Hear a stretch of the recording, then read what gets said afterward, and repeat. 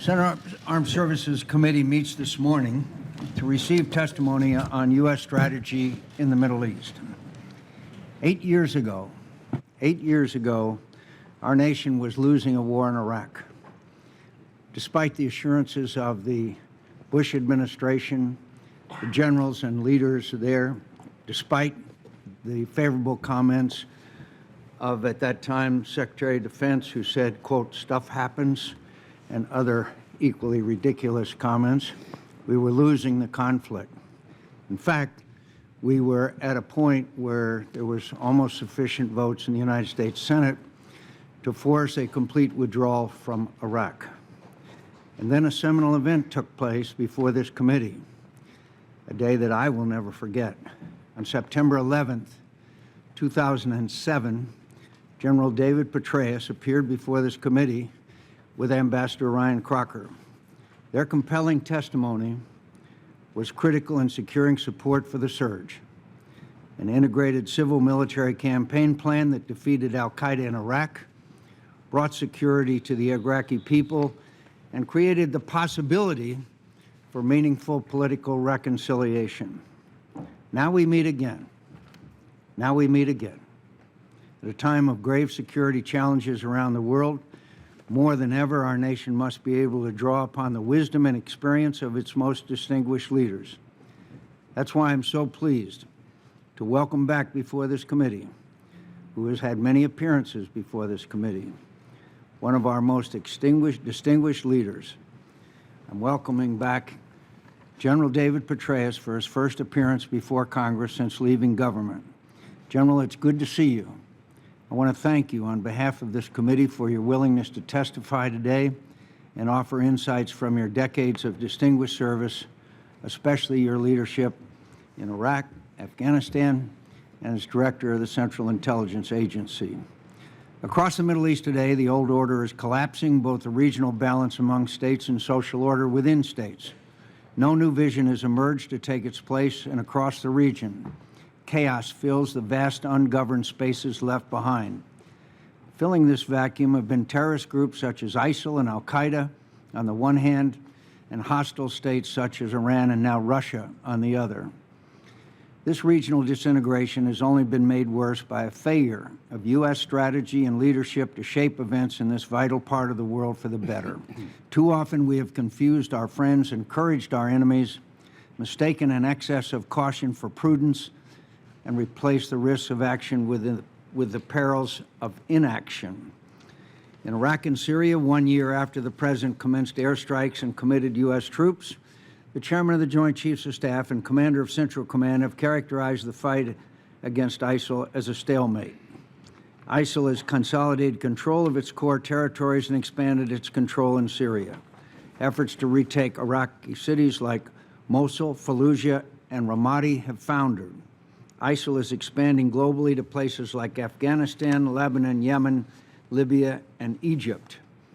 This appearance of success only enhances ISIL's ability to radicalize, recruit, and grow.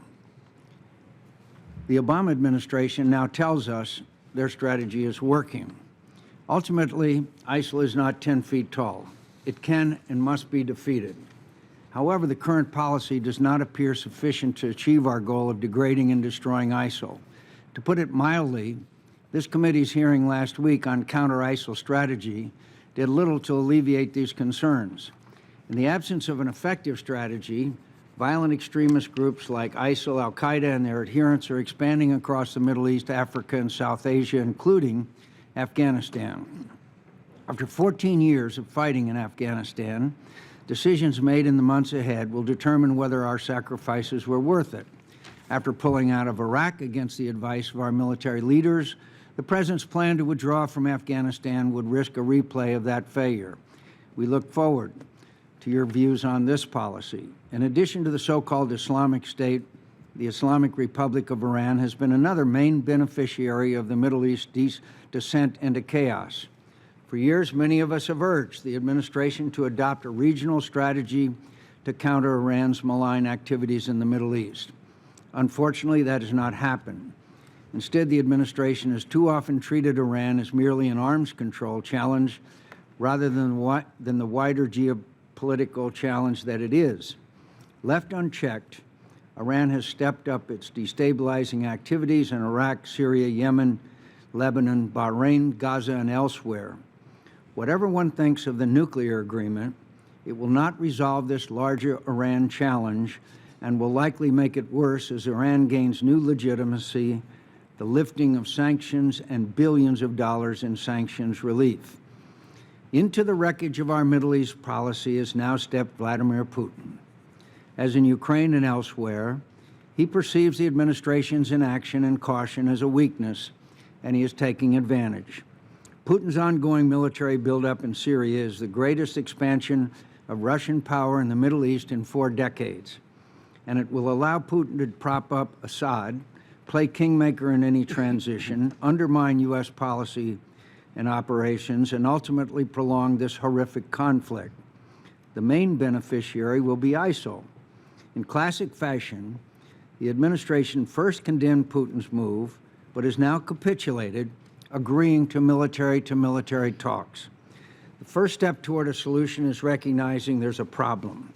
Unfortunately, that has appeared beyond the capacity of the administration. Instead, they continue to resort to a litany of truisms, straw man arguments, partisan attacks, and talking points that, to borrow a phrase, require, quote, a willing suspension of disbelief. In a display of self-delusion that can rival the Bush administration's Iraq policy at its worst, the Obama administration now tells us their strategy is working, that we're making progress, that time is on our side, that strategic patience is all we need, and that we should just stay the course. When our earlier strategy in Iraq and the broader Middle East was failing, not so long ago, we thankfully had leaders like our distinguished witness who are willing to face that situation with realism, and a president who, to his everlasting credit, took responsibility for that failure and changed course. Other American presidents, including Jimmy Carter and Bill Clinton, have demonstrated a similar capacity for change. There's no reason President Obama could not do the same. No one believes that there are good options. There never are. No one believes that these kinds of problems lend themselves to purely military solutions. They never have and never will. No one expects us to succeed overnight, and no one believes that America can or should solve every problem by itself. But that does not absolve us of our responsibility to make the situation better where we can. Yes, these problems are hard, but as our witness once said, they're not hopeless. Now more than ever, we need some reasons to be hopeful again. I thank you for appearing before the committee today and look forward to your testimony.